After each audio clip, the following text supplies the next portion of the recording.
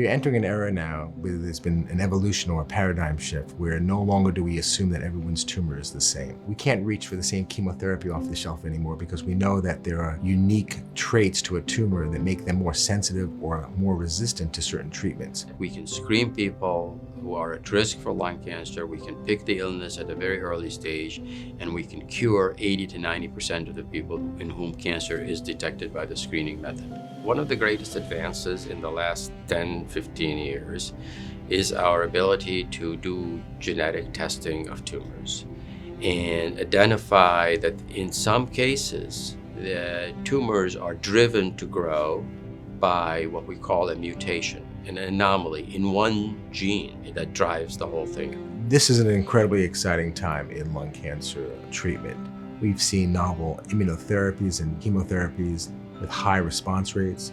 We've seen the progression of stereotactic radiation, which is now sparing lung tissue, and surgery techniques have evolved now to encompass minimally invasive surgery with length of stays, which have been shortened to a couple of days. Given the large volume of complex procedures that are done here, we are afforded the opportunity to challenge ourselves with some of the most complex operations. Often patients have already seen other physicians, sometimes even operated at other centers, and now have significant needs for intervention at this point. Sometimes related to tumor recurrence, sometimes it's related to complications. Our commitment to patient care is to really treat every patient like a part of my family, like my neighbor. This hospital is one of the most exceptional medical centers in the world. Year after year, we get accolades of being the best hospital in the city, but we're more than that. It's an institution that represents multiple disciplines that work together at the highest level. Research that's done at this institution has a direct impact on patients. We've had countless examples in our own division of where we would take benchtop research efforts and bring them to the clinic. A multidisciplinary approach is at the core of how we should deliver cancer care across the country. It has been shown beyond a doubt in study after study that multidisciplinary delivered care improves patients' outcomes. The multidisciplinary approach really stands out in cancer care. There are multiple experts that all decide the patient's treatment, and this is all put together in a plan for that specific patient, and this is what makes personalized medicine very important for us.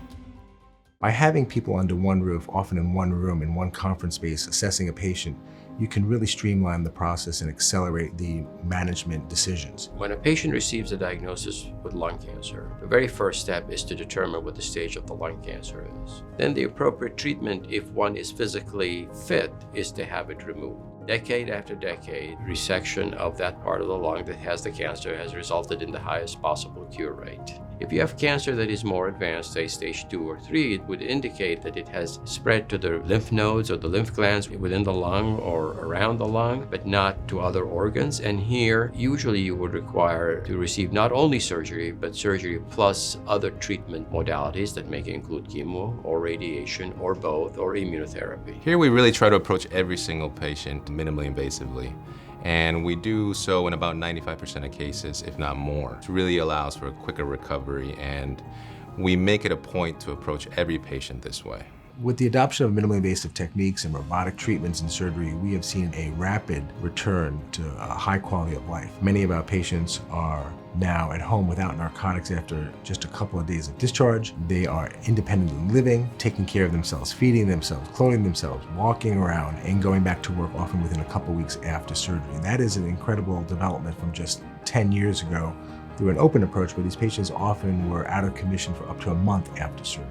And we do it also in the context of not a single surgeon doing his thing, but in the context of a larger team that includes both physicians and nurses and intensivists and cardiologists and pulmonologists and oncologists. We're good at what we do.